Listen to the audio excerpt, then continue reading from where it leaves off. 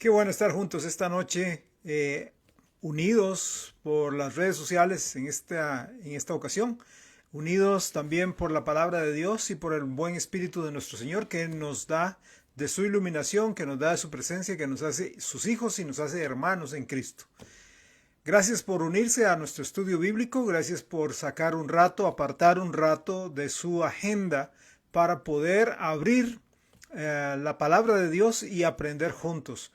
No en vano, cuando uno lee la Biblia y dice, ¿verdad? Yo me alegré con los que me decían, a la casa de Jehová iremos. Es tan sabroso el esperar, el estar a la expectativa del momento en el cual nos vamos a reunir, aunque sea por este momento virtual, pero como he venido anunciando desde hace 2 semanas atrás, Dios primero, el primer miércoles de febrero, ya vamos a estar de manera presencial en nuestro auditorio allá en San Joaquín, así que les invitamos para que ya vayan haciendo sus arreglos, vayan modificando sus agendas, vayan acomodándose. Tal vez hay que cenar un poquito antes, tal vez hay que cenar un poquito después, tal vez hay que analizar, bueno, a qué hora me tengo que desplazar rumbo a nuestro templo allá para reunirnos y juntos estudiar la Biblia, tomarnos un cafecito, ¿verdad? Porque eso es lo que queremos hacer, tener un cafecito, unas boquitas ahí para aguantar el hambre, tal vez algunos que vienen directo del trabajo o vienen de la universidad o del colegio, y así podemos compartir juntos como hermanos, como familia en la fe. Bueno, vamos a ir de lleno a la oración en este momento para que el Señor nos hable, y tenemos allí unos temas para tratar sobre esta serie que empezamos hace 2 semanas, 3 con la de hoy. Será una equivocación, hablando sobre las posibles o aparentes contradicciones o aparentes errores de la Biblia. Lo que verdaderamente demuestro es que la Biblia es inerrante, no hay un solo error en ella, hay aparentes contradicciones, hay aparentes errores, pero ella es lo máximo, ¿ok? Ella es perfecta, la perfecta palabra de Dios, la que hace sabio al sencillo, la que es como miel para nosotros, es alimento sólido. Damos gracias a Dios porque Él nos da de la Biblia, nos deja la Biblia para crecer, y su Espíritu Santo como maestro. Vamos a orar entonces en este momento. Cierre sus ojos, ayúdenos a orar ahí para que el Señor nos dé iluminación, me dé iluminación, y así poder hablar sobre algunos temas que tenemos para tratar esta noche. Oramos. Dios, ahora llegamos delante de su presencia con acción de gracias, con alabanza, porque usted es un Dios digno de todo honor, toda gloria, todo el imperio, todo el poder es suyo, Señor. Denos gracia, deme gracia ahora para poder exponer su palabra. Ayúdeme a hacerlo en la mejor manera. Llene nuestras necesidades espirituales, llene nuestras necesidades, Dios, del alma, todas nuestras emociones. Si hay alguien con alguna emoción golpeada, alguna área, que usted pueda sanarla, y llene nuestras necesidades físicas, materiales, familiares, Dios. Ahora en este momento pido iluminación para exponer su palabra en los temas que nos atañen hoy. En nombre del Señor Jesucristo te lo pedimos. Amén. Ok, será una equivocación. Vamos a hablar sobre algunos temas, como dije. El primero de ellos es una pregunta. ¿Es Dios autor del mal? ¿Es Dios el autor del mal? Antes de entrar al tema de hoy, quisiera hacer una aclaración con relación a la lección de la semana pasada sobre la aparente controversia entre Pablo y Santiago sobre el papel de las obras en la salvación. ¿Ok? Yo sé que fue así como, es un tema pesado, y muchas de estas cosas a veces son temas pesados, son temas fuertes, porque uno tiene que estudiar, meterse a estudiar bastante para encontrar la respuesta. Hay verdades de la Biblia que están a flote, ¿verdad? Están así como en la superficie nomás de poner la mano y agarrarla, y hay algunos donde hay que meterse bien profundo para sacar las perlas preciosas que encontramos en ella. Bueno, mencioné sobre esta aparente controversia entre Pablo y Santiago con relación a la justificación por fe o la justificación por las obras. Solamente quiero hacer esta, no voy a retomar el mensaje o la lección, pero solamente quiero hacer la siguiente aclaración. Tal vez esto le ayuda a usted a verlo de manera más clara. Estamos hablando entonces del papel de la salvación en las obras, ¿ok? Pablo está hablando de obras antes de la salvación. Ok, Pablo está hablando de obras antes de la salvación. No valen, no sirven, es por gracia, por medio de la fe, así somos salvos, no por obras para que nadie se gloríe. Santiago, por su parte, está hablando de las obras posteriores a la salvación. Pablo, de las obras anteriores, antes de la salvación, y Santiago de las obras posteriores. O sea, ahora como soy salvo, dice Santiago, ahora como hijos de Dios, entonces vamos a mostrar con nuestras obras que somos hijos de Dios. Ok, ahora la pregunta, ¿es Dios autor del mal? ¿Es Dios autor del mal? Si Dios es soberano, ¿es Él responsable del mal?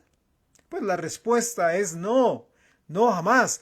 La Biblia enseña que Dios es moralmente perfecto. Y aquí hay varias citas que quiero darle para que las apunte o pueda irlas buscando. La primera de ellas es Deuteronomio capítulo 32, versículo 4. Deuteronomio 32, 4. Mientras lo busque, quiero repetir. La Biblia enseña que Dios es moralmente perfecto. Moralmente perfecto. Dice Deuteronomio 32, verso 4. Él, hablando de Dios, Él es la roca cuya obra es perfecta, porque todos sus caminos son rectitud. Dios de verdad y sin ninguna iniquidad en Él es justo y recto. Vayámonos al Nuevo Testamento, a Mateo capítulo 5, versículo 48, por favor. Mateo capítulo 5, verso 48. ¿Qué leemos ahí? Sed pues, aquí está hablando el Señor Jesús en el Sermón del Monte y dice, sed pues vosotros perfectos, como vuestro Padre que está en los cielos es perfecto. Perfecto. Ok.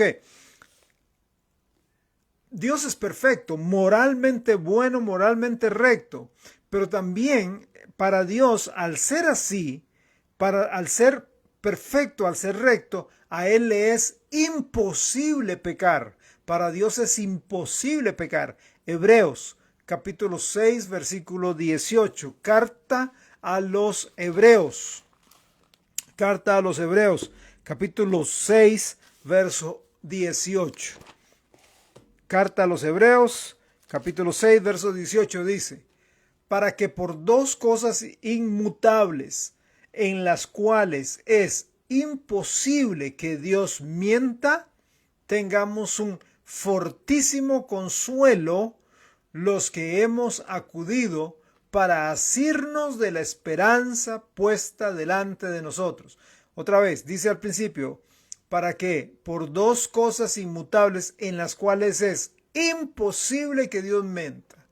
Muchos pasajes de las Sagradas Escrituras de la Santa Biblia, declaran que Dios no es autor del mal. Dios no puede ser autor del mal. Eso se opondría totalmente a la naturaleza santa de Dios, a la naturaleza perfecta de Dios. Pasajes como Santiago 1:13, Santiago capítulo 1, versículo 13. Dice Santiago 1:13, cuando alguno es tentado, no diga que es tentado de parte de Dios. No diga que es tentado de parte de Dios. ¿Por qué? Porque Dios no puede ser tentado por el mal. Ni Él tienta a nadie. Dios no tienta a nadie. Dios no busca el mal de nadie. Primera de Juan, sigamos en el Nuevo Testamento. Primera de Juan, vamos casi al final, casi al final del Nuevo Testamento. A la primera carta de Juan, primera carta universal de Juan, capítulo 1, verso 5.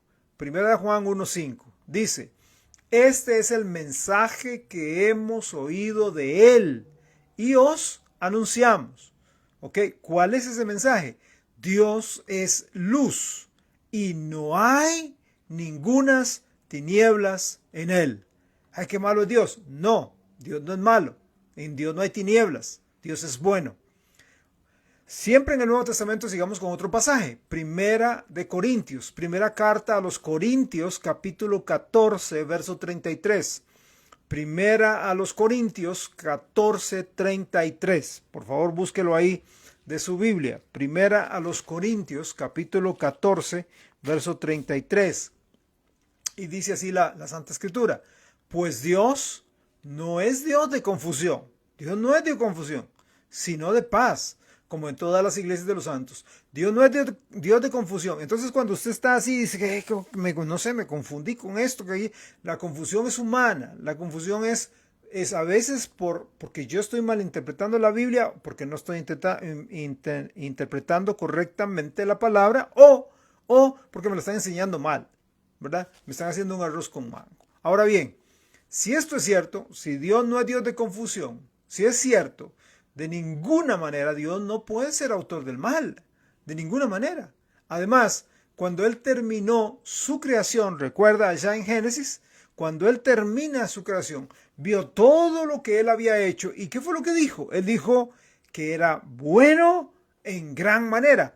Y eso usted lo puede encontrar en Génesis capítulo 1, versículo 31. Él ve todo y dice, hey, todo esto es bueno en gran manera.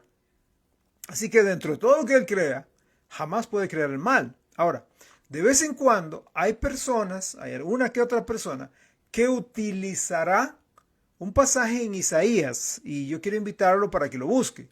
Váyase a Isaías capítulo 45, el versículo 7. Isaías 45, 7.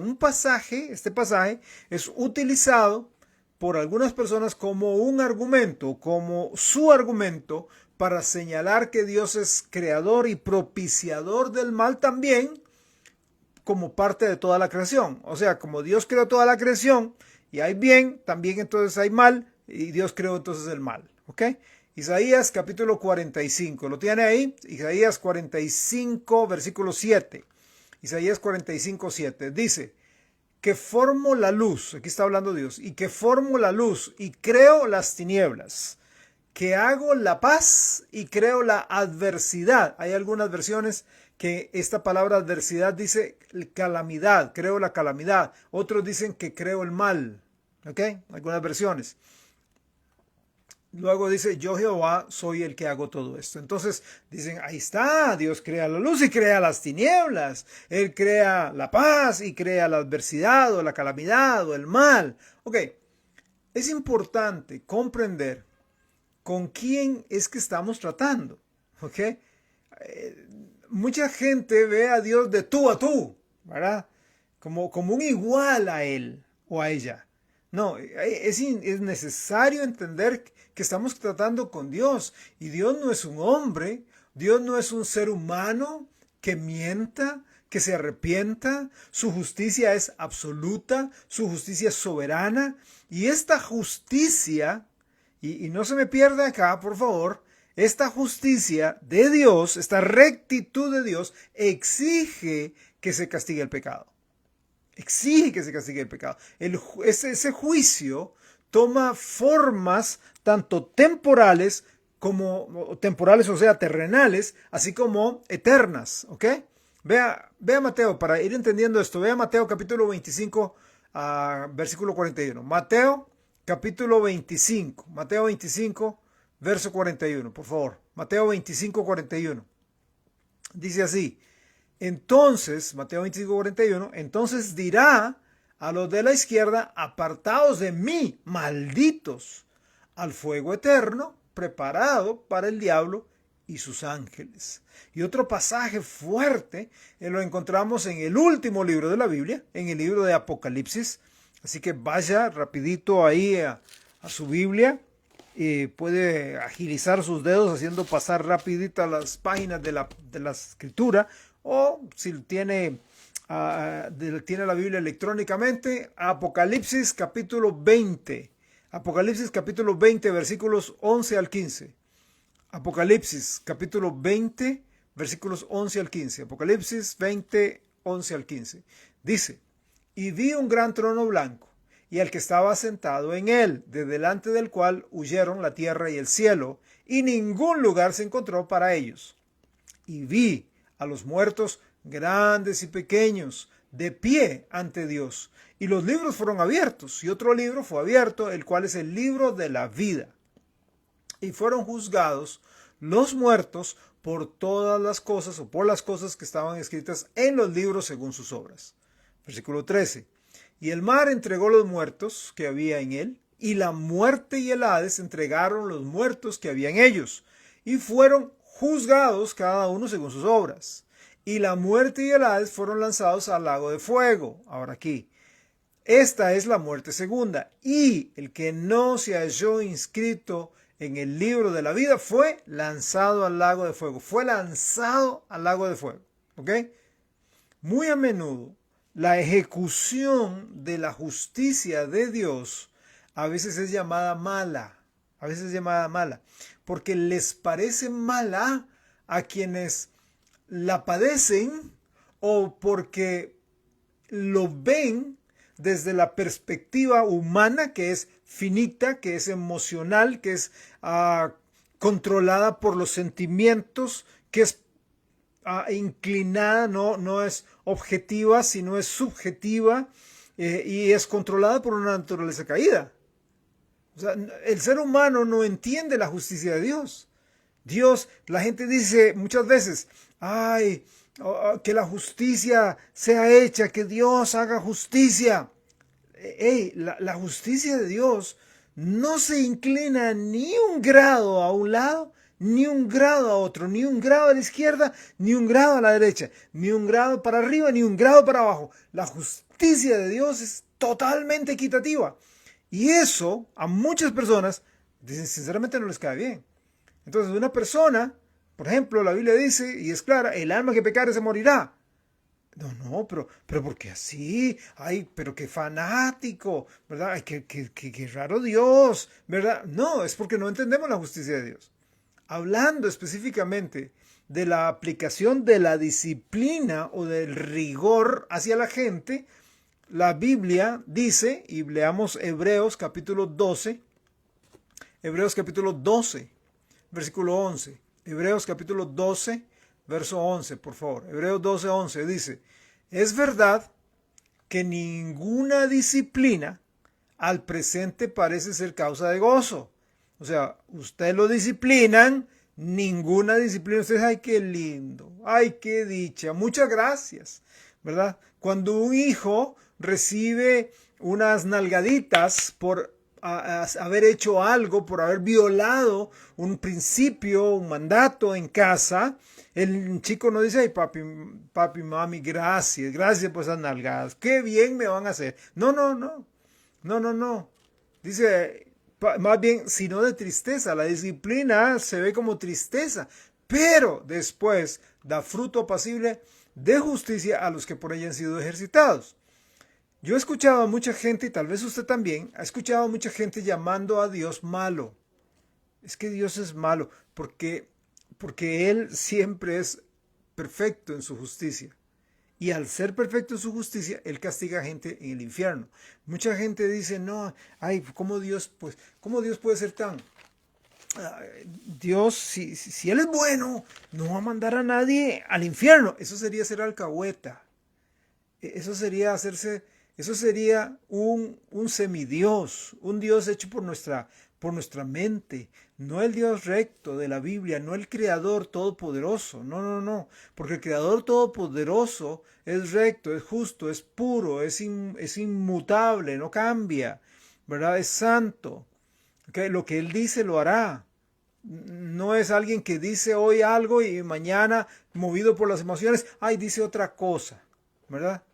No, es un Dios que ejerce la justicia. Entonces, cuando se ejerce esta justicia, la gente dice, ay, qué Dios más malo, qué despiadado. A veces se utiliza hasta esas palabras para referirse a Dios. Por eso dije, cuando empecé a explicar esto, de que dése cuenta con quién está tratando. No está tratando con un ser humano. Ahora, si un juez de esta tierra da un veredicto, ¿verdad?, donde está a favor del malhechor, donde está a favor de la persona que hizo mal, que quebrantó la ley, que violó los estatutos establecidos en alguna ley determinada, si sale libre esa persona que se encontraron todos los hechos, todas las pruebas, diciendo es culpable, y el juez dice, pues sinceramente les digo que yo no puedo ser tan malo, no puedo ser tan injusto. Yo a él o a ella le voy a dar la libertad, que vuelva, otra oportunidad.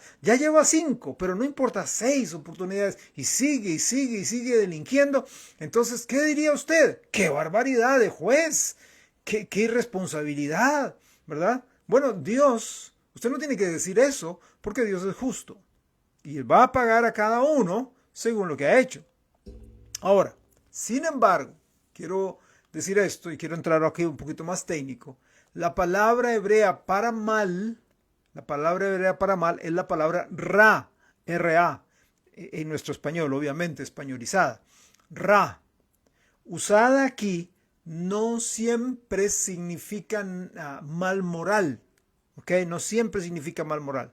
De hecho, en el contexto de Isaías 45 no indica que sea mal moral del que está hablando. O sea, Dios no crea ningún mal moral.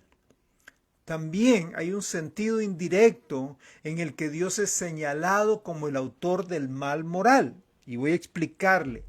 Porque la gente anda buscando las formas y escarbando maneras para ver cómo le tira barro a Dios, para ver cómo junta tierra y se la restriega al Señor. O sea, se les olvida a la gente quiénes son, ¿verdad? Y a quién van a tener que darle cuenta algún día. Pero buscan detallitos para decir, ve que Dios es malo. ¿Qué es lo que hacen? Lo que hace la gente es decir esto: Dios creó seres morales con libre elección. Entonces el argumento está en que esa libre elección que se le dio al hombre es el origen del mal moral en el universo. Acompáñeme aquí porque aquí hay un aspecto filosófico. Entonces la gente dice, ok, Dios creó al ser humano con libre elección. Estoy hablando de Adán y Eva. Estoy hablando de Adán y Eva en aquel entonces.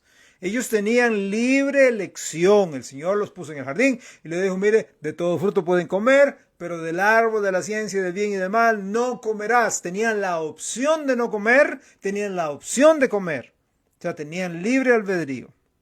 Entonces, en última instancia, esta gente dice, por haber creado el Señor seres morales con capacidad de pecar, Dios es el responsable del mal. Entonces, ve, como la idea de la gente es echarle las culpas a Dios. Dios, es culpa suya. El negocio se vino abajo por culpa suya. Me enfermé por culpa suya. La muchacha me dejó plantado en la primera cita por culpa suya.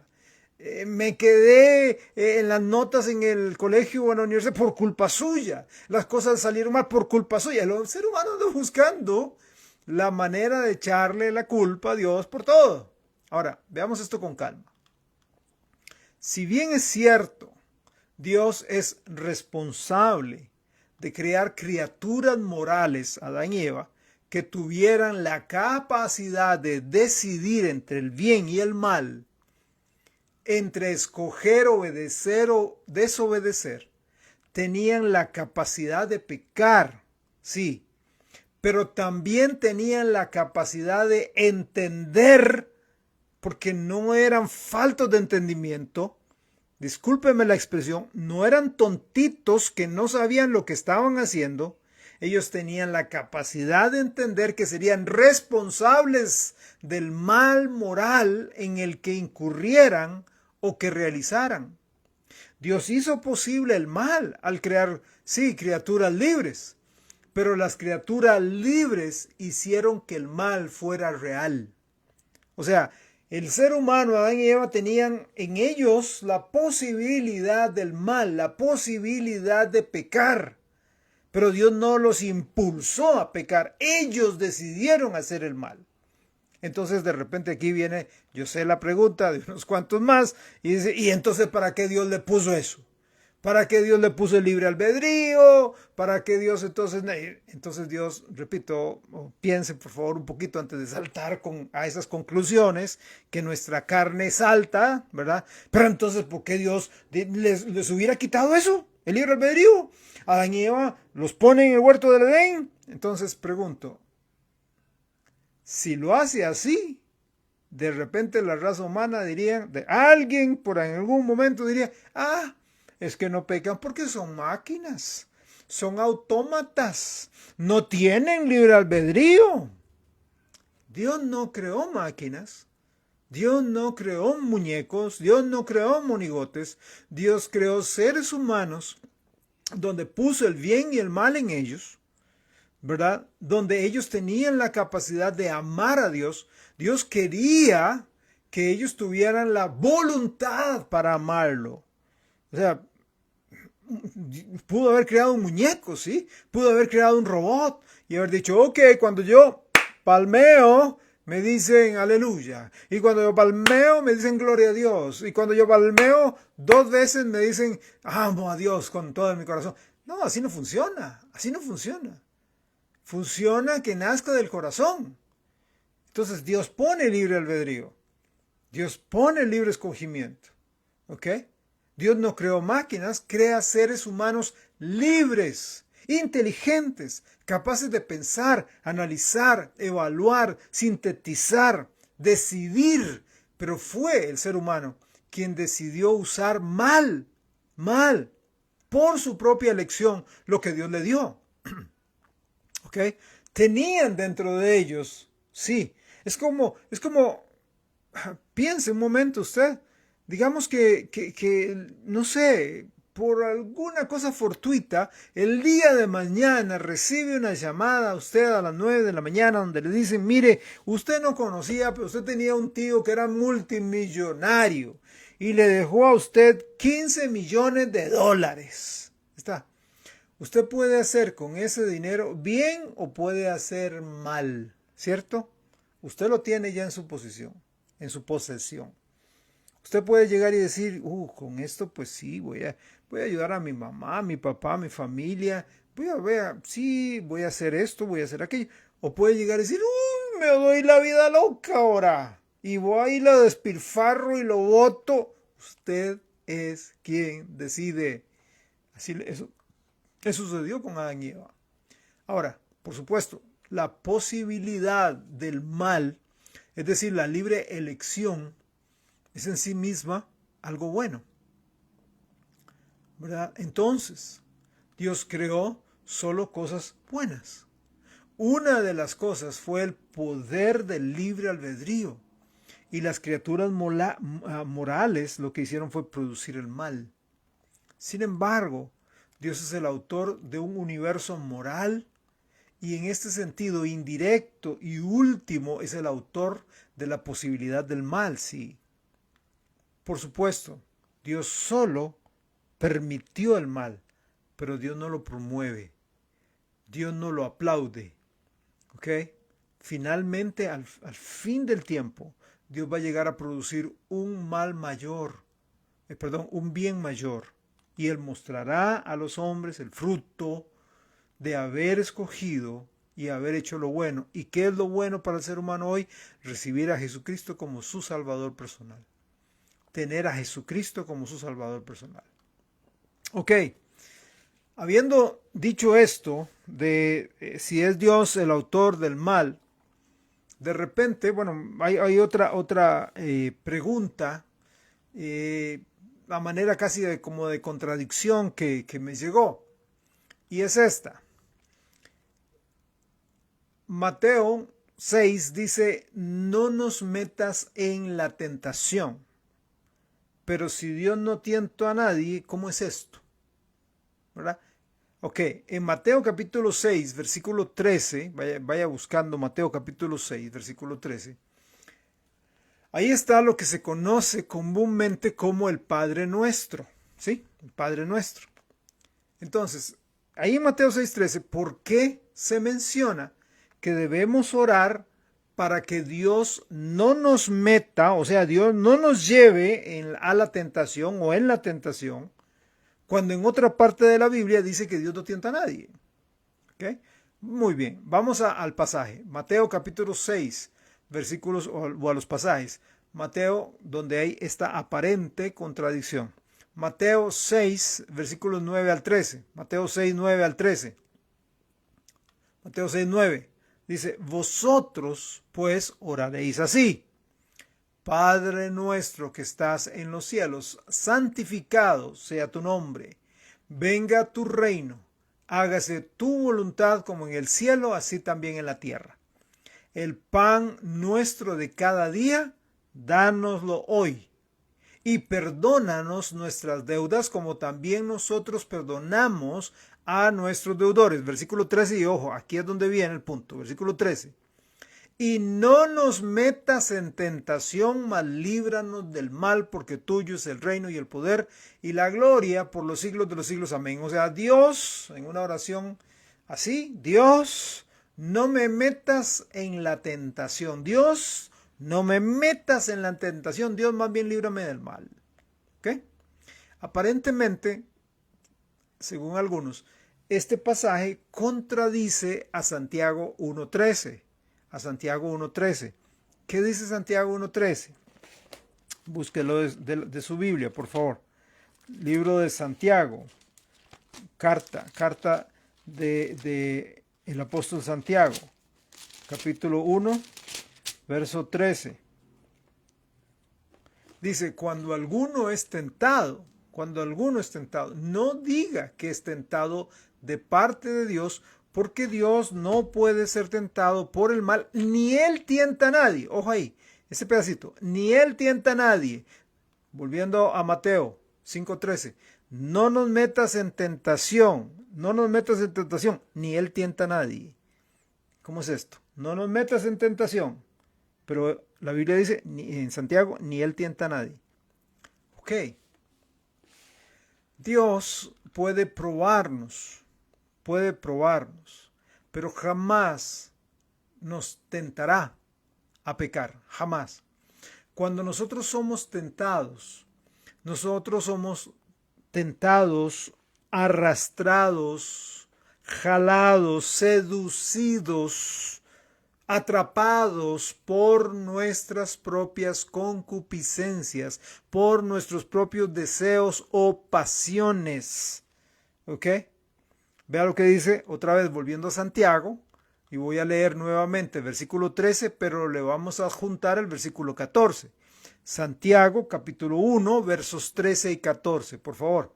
Dice, cuando alguno es tentado, no diga que es tentado de parte de Dios, porque Dios no puede ser tentado por el mal, ni Él tienta a nadie, sino que cada uno es tentado cuando de su propia concupiscencia es atraído y seducido, sí.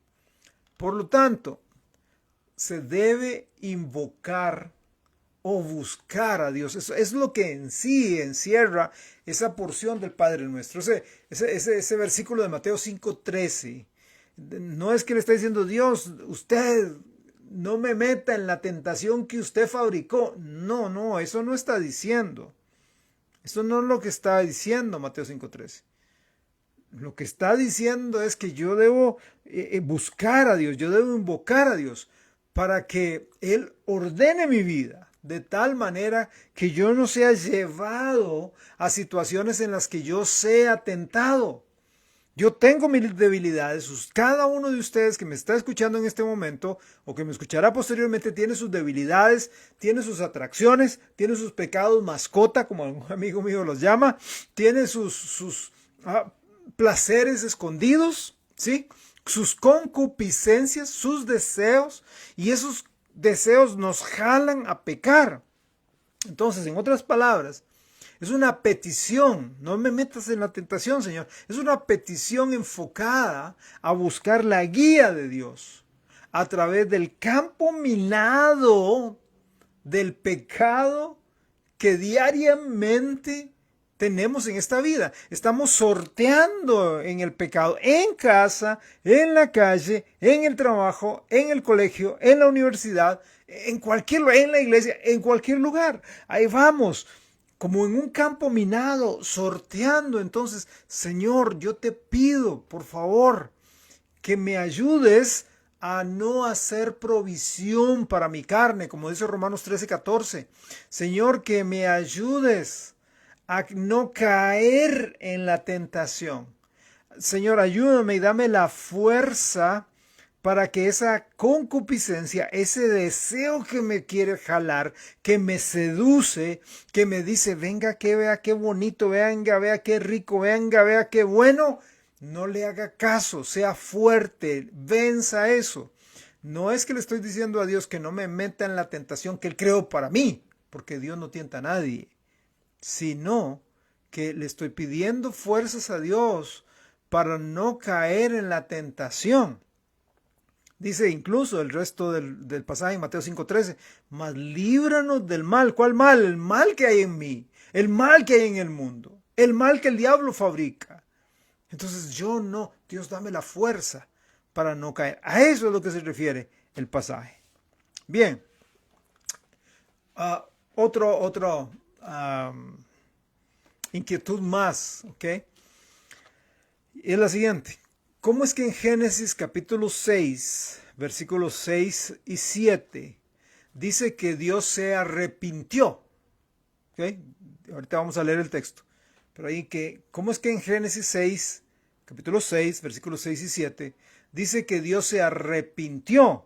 Y en otras partes de la escritura, como por ejemplo en Números 23:19, dice que Él no se arrepiente. Entonces vamos a ir a los pasajes, ¿sí? Génesis capítulo 6, aquí estamos hablando del tiempo de Noé, ¿ok? La maldad de los hombres había crecido, era mucha, era increíble el pecado, ¿verdad? Entonces dice Génesis capítulo 6, versículos 6 y 7. Génesis capítulo 6, versículos 6 y 7. Dice, y se arrepintió Jehová. Puedes subrayarlo. Se arrepintió Jehová de haber hecho hombre en la tierra, y le dolió en su corazón.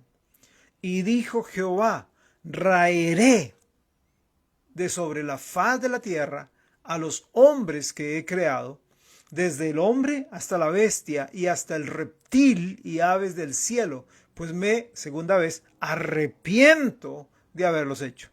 ¿Ok? Ahí claramente, dos veces. Versículo 6, y se arrepintió, y al final del versículo 7, pues me arrepiento. ¿Ok? Números capítulo 23, versículo 19. Números capítulo 23, versículo 19, por favor. Números 23, 19. Dice, Dios no es hombre para que mienta, ni hijo de hombre para que se arrepienta. Él dijo y no hará, habló y no ejecutará. Génesis dice que él se arrepintió. Números dice que él no es hombre para que mienta ni se arrepienta. Pero él se arrepintió en Génesis. ¿Cómo es eso?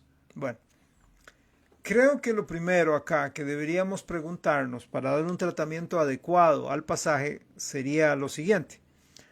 ¿Qué podrían haber hecho? Vea, estamos en un mundo malo. Nuestro siglo XXI es un siglo relleno de pecado. Pero ¿qué podrían haber hecho los seres humanos?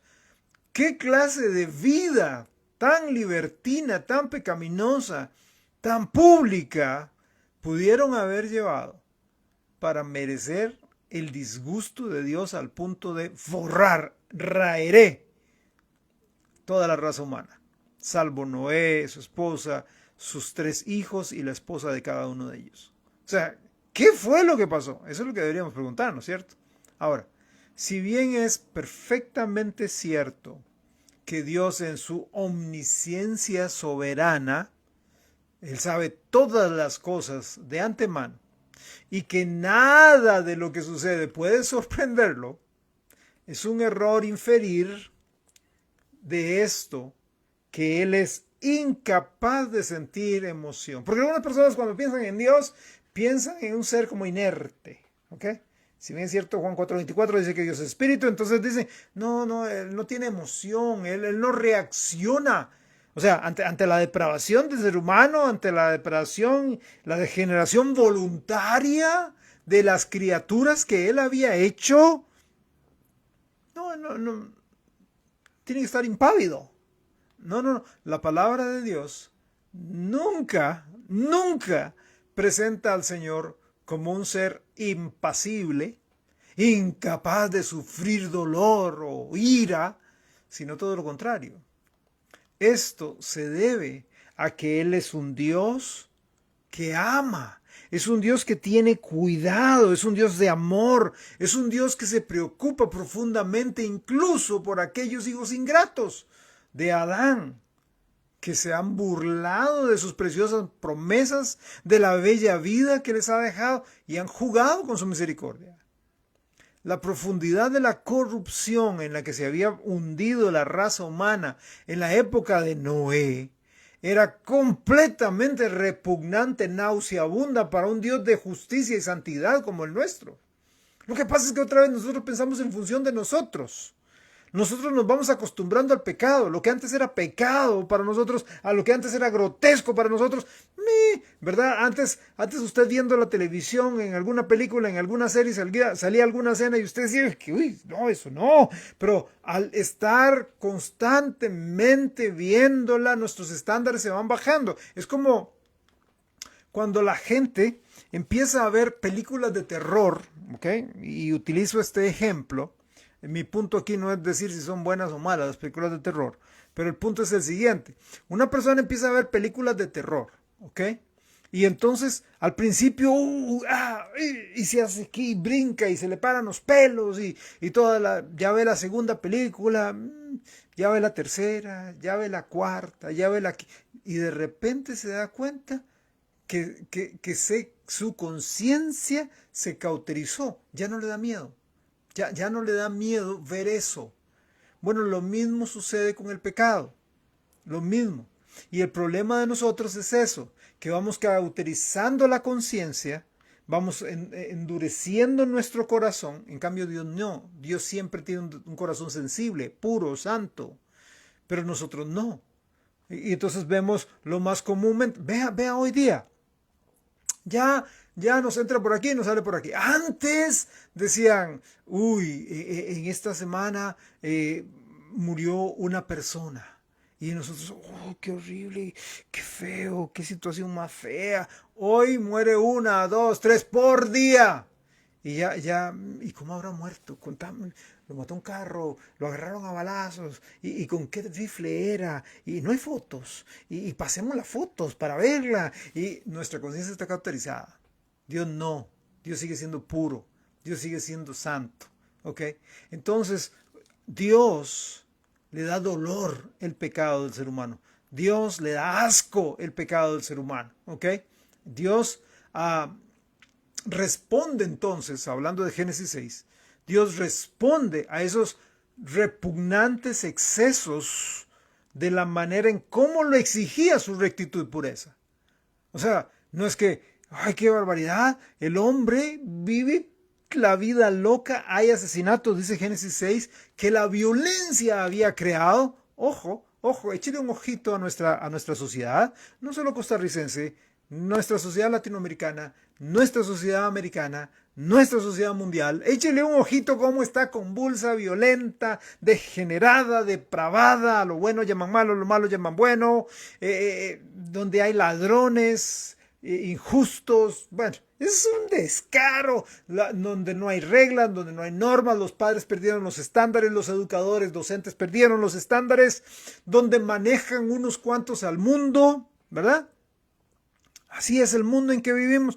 Váyase a Génesis 6 y véalo. Y de repente usted leerá la sobrepoblación que se habla allá. Y ve violencia. Y usted lee la Biblia y usted dice, ay Señor, estamos parecidos. ¿Y qué fue lo que dijo Jesús? ¿Qué dijo Jesús?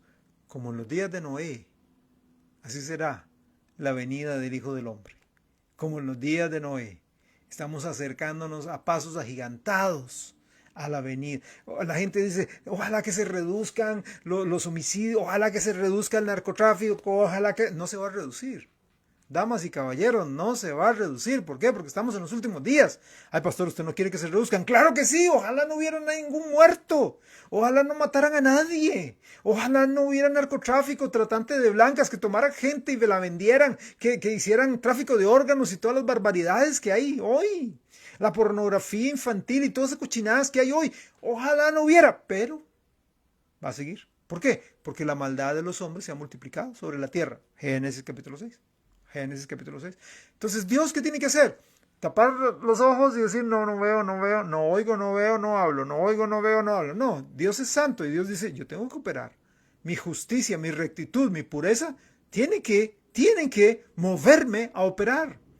Él lamentaba, y como dice el final del versículo 6, le dolía en su corazón haber creado una generación tan abominable de pervertidos morales en las que se había convertido la raza humana antes del diluvio, porque la gente a veces piensa que, digamos, el homosexualismo, el lesbianismo, aparece hasta allá en Génesis 19, no, era parte de la comunidad en el tiempo de Noé, en todo el mundo estaba diseminada, y no solo eso, estaba el animalismo, donde se tenían, es horrible y nauseabundo mencionarlo, intimidad con animales. Por eso Levítico menciona y prohíbe semejantes barbaridades. Dice que mueran apedreados semejantes gente practicantes de esos pecados. Pero ahí estaban, a la vista y paciencia de todo el mundo. Tienen derechos, etc. ¿Ok? La raza humana antes del diluvio corría. Ahora, donde dice las palabras, la frase, y se arrepintió, en el hebreo es algo antropomórfico. Recuerde que antropomorfismo es cuando se le atribuyen a Dios cualidades o acciones humanas. Entonces, y se arrepintió Dios, es algo antropomórfico, pero también es algo antropopático. ¿Qué es antropopático? Antropopático es cuando se atribuyen sentimientos o pasiones humanas a Dios. O sea, este lenguaje es usado porque sirve para transmitir la respuesta de Dios al pecado que cometió la raza humana. Como soberano absoluto ante la depravación en la que se encontraba el ser humano, hizo un ajuste necesario de su parte ante la condición de la humanidad hacia él. Debido a que lo habían rechazado y se habían burlado obstinadamente, era necesario que él se manifestara. El cambio en su actitud había hecho todo bueno en gran manera que encontramos en Génesis, me arrepiento de haberlos hecho. El cambio en su actitud requirió un cambio correspondiente a la actitud de ellos hacia él. ¿Ok? Arrepentirse, lamentarse, cambiar de opinión de parte de Dios, está justificado por el pecado de la humanidad. No fue movido simplemente por un mal día. No fue que Dios tuvo un mal día y entonces dice, me arrepiento de haberlos hecho. No es que Dios subjetivamente dijo, esta gente, qué majadera, me molesta, majaderos, me arrepiento de verlo. No. Era por tanto pecado que llegó al colmo. Y Dios dice, qué barbaridad, me duele en el corazón, me arrepiento de haberlos hecho. Ahora, de manera similar, en los tiempos de Jonás, se dice que Dios se arrepintió del juicio que había amenazado con hacer. Recuerda, Dios había dicho que iba a hacer caer un juicio a la ciudad de Nínive si no se arrepentían. Pero sin embargo, ve un arrepentimiento de la ciudad de Nínive, de los ninivitas, de los asirios, ¿verdad? Ve un arrepentimiento sincero y ferviente de parte de ellos. Entonces, Dios, al ver ese arrepentimiento, cambia su cambio de actitud, ¿ok? Hacia Dios, hizo un apropiado cambio de actitud de Dios hacia ellos. Y aunque eso disgustó a Jonás, Dios no castigó a Nínive, extendió su misericordia, detuvo el juicio que caería sobre esa tierra. Esto muestra que Dios puede cambiar su respuesta de severidad e indulgencia, a indulgencia, a misericordia, cuando la gente acude a Él en arrepentimiento. Si mi pueblo se humillare, sobre el cual mi nombre es invocado, dice Segunda de Crónicas, y me buscaren y oraren y se arrepintieren de sus malos caminos, entonces yo sanaré su tierra. Pastor, ¿usted cree que haya una esperanza para la tierra? Es que usted habló ahora del mal y todo. Sí, si mi pueblo, empezando por la iglesia, empezando en humillación y en humildad la iglesia, porque la iglesia es buena para andar señalando a la gente, pero no ve su condición, no ve su frialdad, no ve su tibieza espiritual.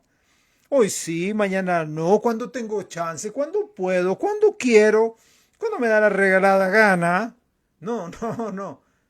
Si me humillo y la iglesia entera de verdad se humilla, entonces Dios sanará nuestra tierra. Si bien es cierto, la promesa era directa para Israel, pero es aplicable para todo el mundo. Entonces, cuando la gente acude en arrepentimiento y súplica, Dios ajusta sus sentimientos hacia eso. Ahora, sin embargo, y esto es muy importante entenderlo, por favor, no se me pierda aquí, es muy importante entenderlo. Cuando se trata de los propósitos del pacto, cuando se trata de un pacto, cuando hay un pacto de por medio, un pacto con su pueblo Israel, un pacto con la iglesia, cuando se trata de un pacto, de un trato, cuando Dios hace un pacto, y por eso vamos a Números 23 ahorita, ¿verdad? Cuando se trata de un pacto con su pueblo, Dios es realmente incapaz de arrepentirse. Dios jamás violará. Ahí se aplica Números 23, 19. ¿Ok? Balaam, eso es lo que está señalando. Balaam, eso es lo que está señalando. Números 23, 19. Números 23, 19. Busquémoslo ahí, por favor. Números 23, 19. ¿Ok? Números capítulo 23. Vamos a ver. Leo desde el versículo 15. Números 23, 15. Entonces él dijo a Balac. O sea, Balac era un rey malo, un pagano, que había contratado a un líder, a un profeta judío para que maldijera al pueblo del pacto, al pueblo de Dios, a Israel. Entonces él dijo a Balac, ponte aquí junto a tu holocausto y yo iré a encontrar a Dios allí. Y Jehová, versículo 16, Jehová salió al encuentro de Balaam y puso palabra en su boca y le dijo, vuelve a Balac y dile así. Y vino él y he aquí que él estaba junto a su holocausto y con él los príncipes de Moab. Y le dijo Balac, ¿qué ha dicho Jehová? Entonces él tomó su parábola y dijo, Balac, levántate y oye, escucha mis palabras, hijo de Zippor. Dios no es hombre. ¿Ok? ¿A quién le está hablando? ¿Ok? ¿A quién le está hablando? Es Balaam, le está hablando a Balac. Repito, versículo 18. Entonces él tomó su parábola y le dijo, Balac, levántate y oye, escucha mis palabras, hijo de Zippor. Dios no es hombre para que mienta, ni hijo de hombre para que se arrepienta. Él dijo y no hará, habló y no ejecutará. ¿Verdad? He aquí he recibido orden de bendecir. ¿Bendecir a quién? Al pueblo de Dios, al pueblo del pacto. Él dio bendición y no podré revocarla. ¿Ok? Esto es entender el pasaje dentro de su debido contexto. Si yo solamente agarro el versículo 19 y lo comparo con Génesis 6, ¡ay, sí, hay una contradicción! Pero yo tengo que entender la razón de Génesis 6 y tengo que entender la razón de Números 23. ¿Okay? El contexto aquí se refiere al firme propósito de Dios de bendecir a Israel, a pesar de todas las maquinaciones del rey Balac de Moab, quien trató de sobornar al profeta de Dios para que hiciera caer una maldición. ¡Maldíceme a Israel! Pero Dios dice, no, yo voy a cubrir, a bendecir al pueblo, porque yo hice un pacto, yo hice un trato con el pueblo. Lo mismo sucede cuando Dios hace una promesa a la iglesia en nuestra dispensación del Nuevo Testamento. Dios no va a violar su palabra, no se va a echar atrás, no va a mudar sus promesas. Por eso, en tales situaciones, pactos de Dios con el hombre, en esas situaciones, Dios es realmente incapaz de arrepentirse. Ahora, todo pacto entre Dios y el ser humano, por favor, escuche bien, todo pacto entre Dios y el ser humano, no como hoy lo están vendiendo. Hoy lo venden en las iglesias, en las televisoras cristianas y radioemisoras cristianas, en los púlpitos están vendiendo de que haga un pacto con Dios. Pacte usted con Dios, ser humano, vil pecador. Haga un pacto con Dios. Vea, el ser humano no tiene nada que ofrecerle a Dios para hacer un trato con Él. No tiene nada, ninguno de nosotros tiene nada, tenemos nada que ofrecerle a Él. Señor, si tú me haces esto, yo te prometo, usted es un vil pecador que dice hoy una cosa y mañana se echa atrás. Usted dice una cosa hoy y se retracta en 10 años, dependiendo de las situaciones y dependiendo de las circunstancias. Estoy hablando, y en la Biblia habla, de los pactos de Dios con el ser humano.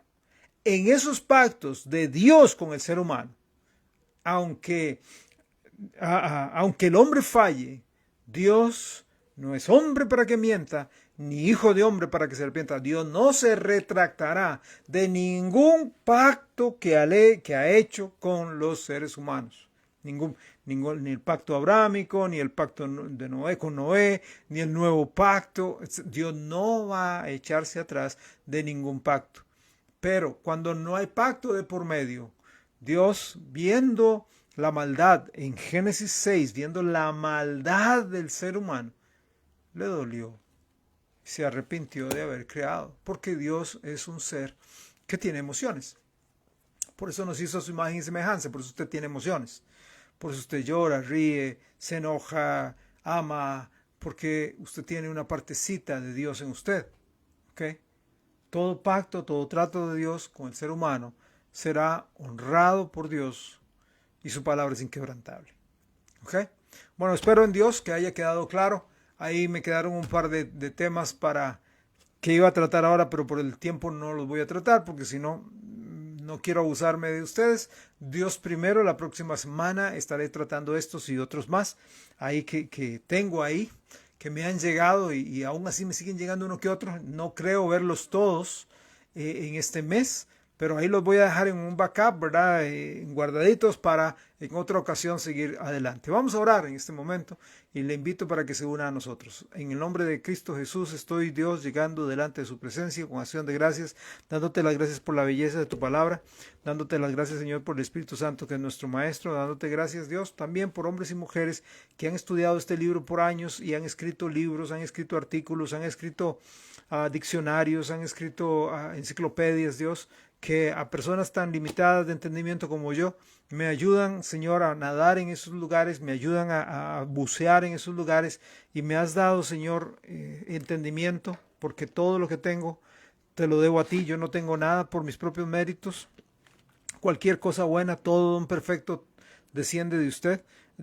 Cualquier cosita que sea buena en mí, cualquier destello de luz que sea en mi entendimiento, en mi capacidad de comprender la Biblia, es por usted, porque yo naturalmente, como hombre natural, no percibo jamás las cosas del Espíritu porque son un enredo, son locura y mejor no me meto, pero el Espíritu Santo, que es mi maestro, me enseña tu palabra. Gracias, Dios, por tu Espíritu, gracias por tu palabra, gracias, Señor, por tu iglesia, para poder enseñarla a tu iglesia y hacer crecer a tu iglesia espiritualmente. Y espero que también numéricamente. Padre amado, te glorifico, te honro y pongo todo en tus manos en esta noche. Bendice a los hermanos, bendice a las hermanas, a los amigos, Dios, que se unen a nuestro estudio.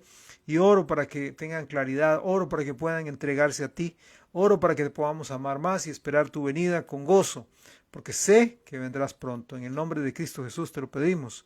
Amén. Quiero, para concluir en este par de minutos que me restan, quiero invitarle este domingo a las 10 de la mañana en nuestra iglesia. Estamos estudiando acerca de Somos Casa de Pan, ¿verdad? ¿Qué es Casa de Pan? Bueno, hemos hablado sobre algunas cosas y me gustaría invitarle para que nos acompañe este domingo a las 10 de la mañana. Este domingo a las 10 de la mañana. Quiero motivarle a que llegue antitos de las 10 de la mañana por varias razones. Primero, usted llega temprano, ¿verdad? Y usted así pueden, ¿cómo decirlo? Compartir con los hermanos y las hermanas, ¿verdad? Y saludar y compartir con unos, con otros y, ¿verdad? Gozarse en el Señor. Qué lindo, qué lindo. La coinonía, el compañerismo es precioso, ¿verdad? Entonces, pues usted llega justo o llega tarde, ay hermano, se perdió el chance. Y no solo eso, que ya por bendición de Dios y la misericordia del Señor estamos ya quedándonos sin asientos. Más bien estoy pensando a ver y orando porque tenemos que comprar más sillas. Tenemos que comprar sillas porque ya las ciento y pico de sillas que tenemos ya nos están quedando. Ahí quedan uno que otro campo, ¿verdad? Que sí hay que buscar y a veces dice, hay gente que yo me gustaría sentarme por acá, me gustaría pero ya está lleno, entonces llegue temprano para agarrar su campo, ¿sí? Entonces, próximo domingo a las 10 de la mañana y no olvide, por favor, no olvide que empezando el mes de febrero, el 7, miércoles 7 de febrero, sería ¿en qué? Una semana, 15, en 22 días estaremos presencialmente allá, teniendo nuestros estudios en Casa de Pan y no se preocupen, ¿ok? Vamos a seguir grabándolos. Usted dice que yo quería seguir, no importa, vamos a seguir grabándolo, pero sí nos gustaría que usted pudiera estar, nos gustaría que usted nos pudiera acompañar. ¿Qué le parece? Que Dios los bendiga, un gran abrazo de nuestra parte, les amamos en el Señor montones, que Dios me los guarde, no me coman mucho esta noche porque si no se pueden indigestar a la hora de dormir. Un abrazo, que Dios los guarde en su santo amor.